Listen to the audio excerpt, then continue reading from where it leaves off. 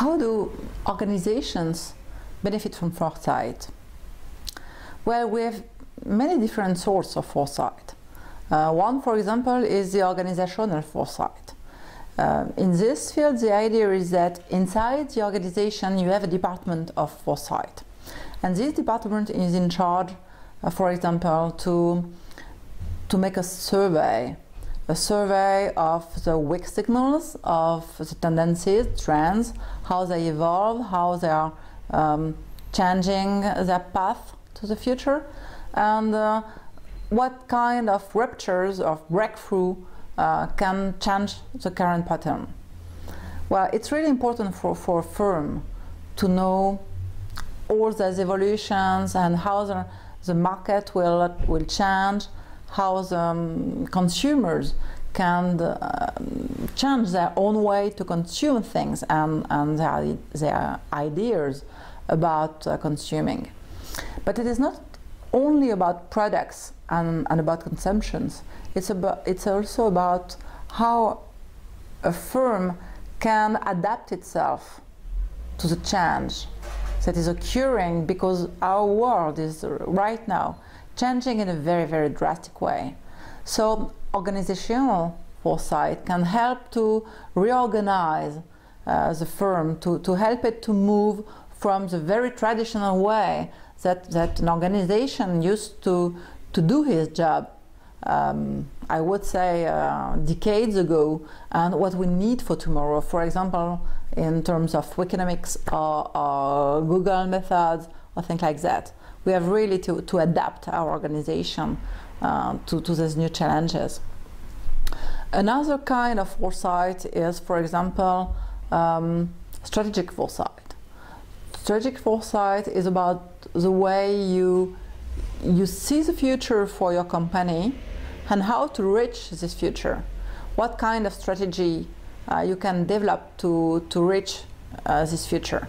Or you can also decide not to adapt yourself to the world, but to adapt the world to yourself. And in this case, you want to change the conditions around you, you want to change the environment, you want to change our relationship with your clients or with your providers or whatever. And well, strategic foresight will tell you what is the best for your company according to your own goals.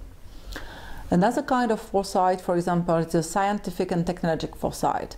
In this case, you may want to know what the technologies of the future will be and how you can be a player in this ground, how you can harness all the R&D potential to be a major player in this area.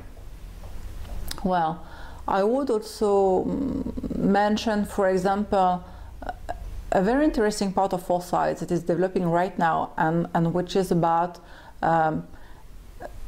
educating the high potential of your firm to better grasp the future and understand all the current challenges.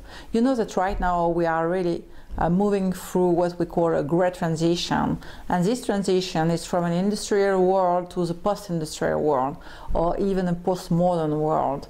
We have now to face really drastic problems like the climate change, or like resources shortages, well, this kind of thing, and also the competition between different countries and new emerging countries and so on. So we are just understanding that we have to change, but not to change only ourselves, but to change our society, to change our economies, and the way we are all together trying to build the future and to interact on each other's. So we need people able to develop a big picture about what is happening right now, and that's why foresight is really a huge leverage to develop the high potential within a firm.